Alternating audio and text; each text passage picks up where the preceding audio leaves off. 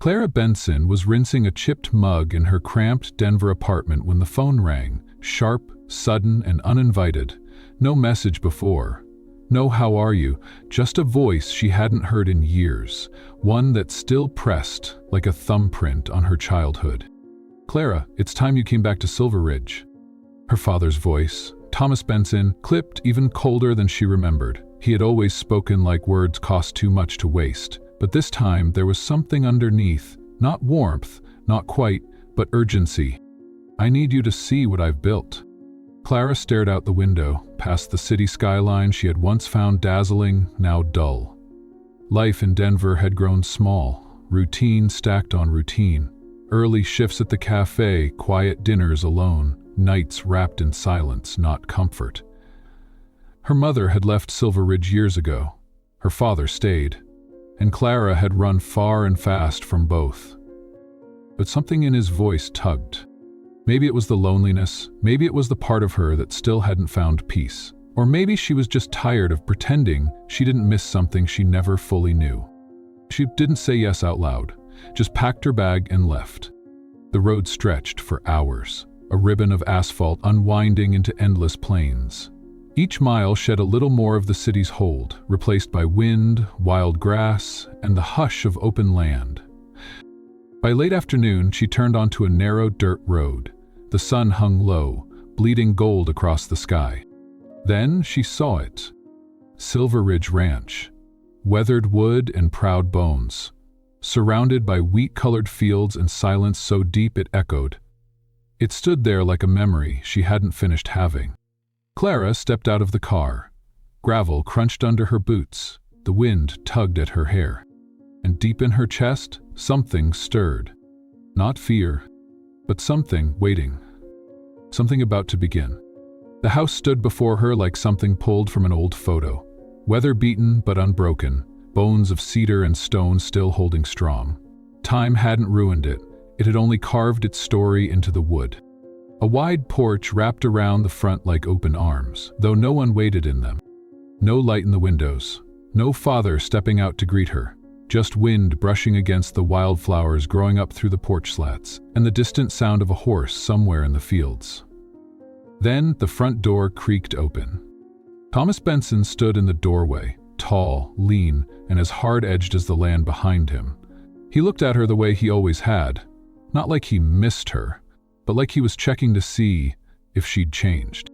No hug, no welcome home. "You'll be staying in the guest room," he said, stepping aside. "The new foreman will show you the ropes tomorrow morning. Name's Luke." That was it. No questions, no mention of how long she'd stay, just a command delivered like an afterthought. Clara stepped past him, the scent of aged wood and dust wrapping around her like an old blanket she wasn't sure still fit. That night, she unpacked in a guest room off the main hall. 4-poster bed, faded quilts, the same window curtains from when she was a girl.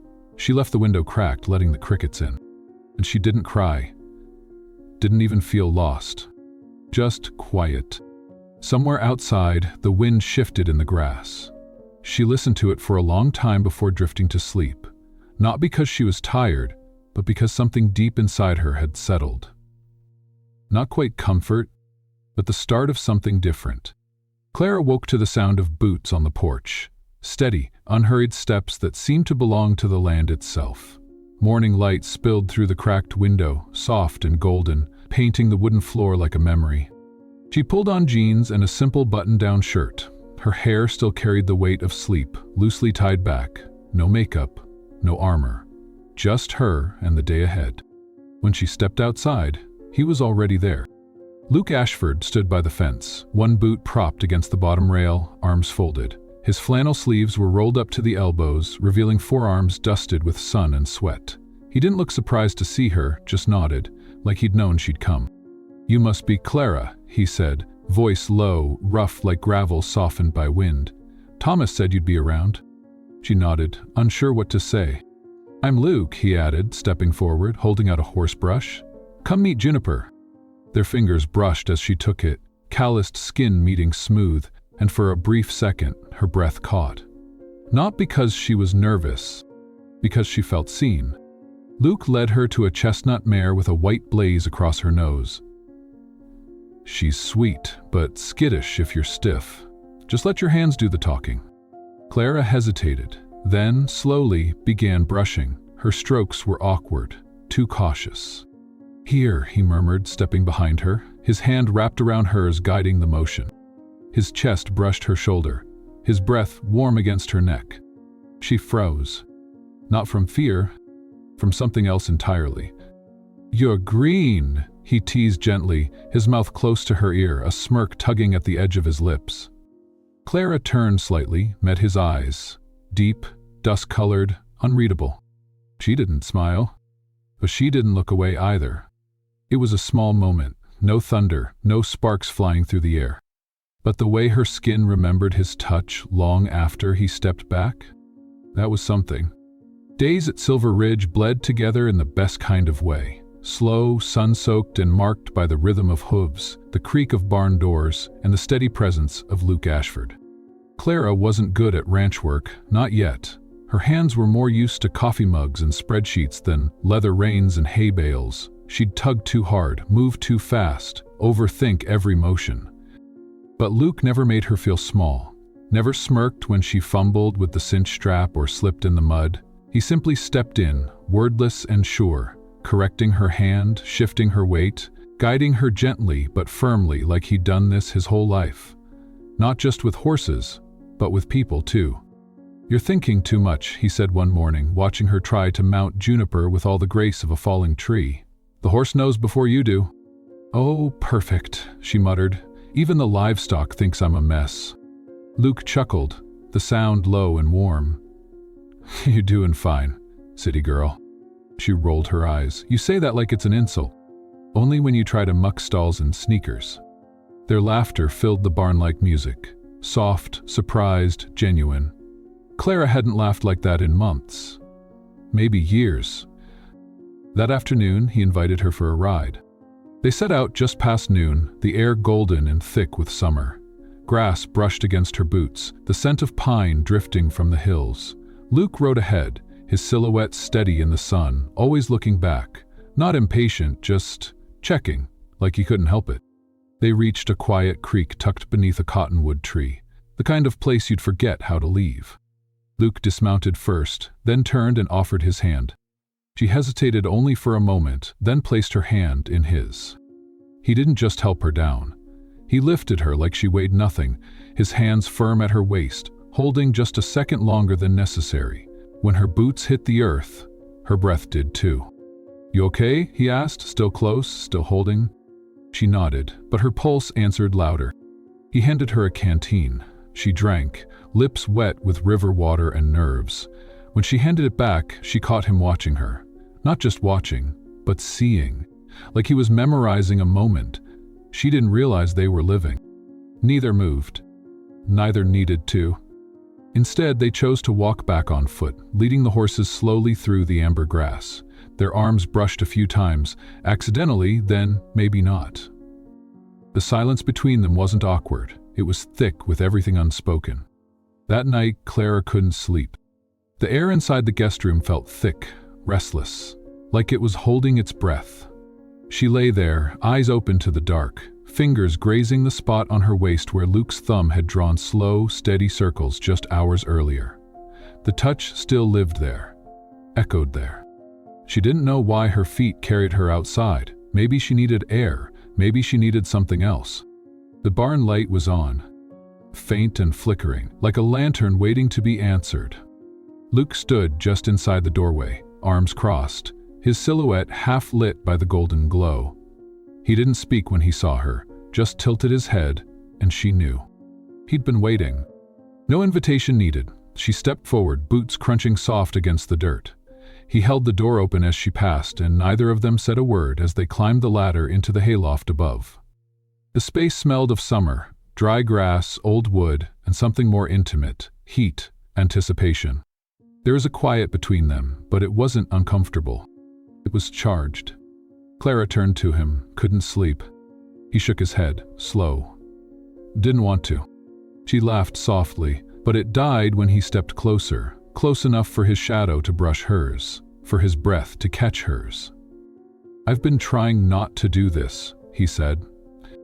Her voice came out quieter than she meant. "Then don't try." He kissed her. And it wasn't the kind of kiss that asked permission, it was the kind that answered questions, the kind that told the truth without saying a word. They fell back into the hay, limbs tangling, shirts halfway unbuttoned, hearts pounding not from fear, but from finding something they didn't know they'd been missing. Luke's hands learned her softness, her edges, the quiet ways her body said yes. Clara let herself be known, fully, without armor. Every gasp was an offering, every press of skin a confession. And when the fire had burned through its silence, they lay there, breathless and bare, the lantern flickering above them like a secret. Then, the shift. Luke sat up slowly, rubbing a hand over the back of his neck. "There's something I need to tell you," he said, voice uneven, no longer rough but uncertain. Clara turned, pulling the quilted blanket over her chest. "Okay." He looked at her like he was afraid this moment might be the last. "My name's not just Luke Ashford." I pause. "It's Lucas James Ashford III. My family owns Ashford Agricultural Group." Clara froze. Her breath caught in the same place where just minutes ago his lips had been. "Wait. Ashford? The Ashfords?" He nodded once. "Cattle, land, legacy, expectations, all of it. I didn't come here to take over. I came here to disappear. From headlines, boardrooms, arranged futures. I wanted to feel real again." He reached for her hand, slowly, deliberately. You reminded me what that feels like." She didn't answer right away, but she didn't move either. Instead, she laced her fingers through his, staring up at the old rafters above, where dust danced like snow in the lantern light. Outside, the wind shifted softly through the fields. Inside the loft, a new kind of silence settled. Not the silence of fear, but the kind that follows a beginning. In the days that followed, something shifted. Not in grand declarations or sweeping gestures, but in the quieter ways that mattered more. In the way Luke always looked for her first when the day began. In the way Clara lingered longer in the barn even when her chores were done. They never talked much about that night in the hayloft. They didn't need to. It had already woven itself into the space between them, into the glances, the soft touches, the ease with which her body leaned into his whenever he stood near. Clara found herself laughing more. Not the polite, practiced kind she used in Denver, but something real, unfiltered. Luke teased her constantly. "You're starting to look like you belong out here," he said one morning, wiping sweat from his brow. "Still got cupcake hands, though." She threw a handful of hay at him. He caught it midair and winked. Some mornings they'd ride out past the edge of the property, just the two of them, letting the wind do the talking. There were moments when Clara would glance sideways and see him watching her. Not in that cautious, guarded way from the start, but openly, like he wasn't afraid to want her anymore. One weekend he took her to a small cabin tucked deep in the pines off an old hunting trail few people remembered. There was no electricity, just a wood-burning stove, a bed that creaked with every movement, and a fire that glowed long into the night. Wrapped in a flannel blanket, her head on his chest, Clara listened to his heartbeat like it had nowhere else to be. He traced his fingers lazily across her back, then whispered, "This place, it's where I used to come to breathe." She shifted, looked up at him. "And now?" His hand stilled, his voice dropped. "Now, I breathe you." She didn't cry, but something deep inside her softened. The same place that had once felt empty, now filled with a steady, quiet warmth. Not because she was lost in him, but because, with him, she had finally found herself. After the weekend at the cabin, something in Clara had changed. Not just in the way she looked at Luke, but in the way she looked at herself. There was a calmness now, a sense of place, like she had stopped floating. They returned to Silver Ridge with wind-burned cheeks, tired eyes, and a closeness that no longer needed words. Their connection wasn't new, but it was rooted now, steady, certain. But even in that certainty, something inside Luke began to shift, not from fear, but from knowing. Knowing that whatever they had built together was no longer temporary. He'd stopped running the moment she said yes in the hayloft, but now he needed her yes for everything that came next. A few days later, Luke found her in the pasture, brushing juniper while humming under her breath. He didn't interrupt, just stood there watching, hands in his pockets, a question burning slow in his chest. That evening, as the light began to dip low over the hills, he asked her to ride out with him. No explanation. Just come with me. She followed without hesitation. They rode in silence through golden fields, their horses cutting quiet paths through the tall grass. Clara didn't need to ask where they were going. She knew. The oak tree. The same place where, weeks ago, he'd first touched her with intention, not in desire, but in recognition. A beginning, disguised as stillness. When they arrived, Luke dismounted and spread out a faded quilt beneath the old branches. Clara joined him, folding her legs beneath her skirt as the sky melted into dusk above them. For a while, neither of them spoke. Then, gently, Luke pulled a small wooden box from his saddlebag. No shine, no grand gesture, just something carved from truth. "I used to come out here to be alone," he said, voice quieter than the wind. "To remember who I was, away from all of it." He turned to her. His gaze didn't waver. "But now, I come here because of you." He opened the box. Inside was a silver band, simple, smooth, and timeless. No family name, no headlines, just us. His voice cracked, just slightly.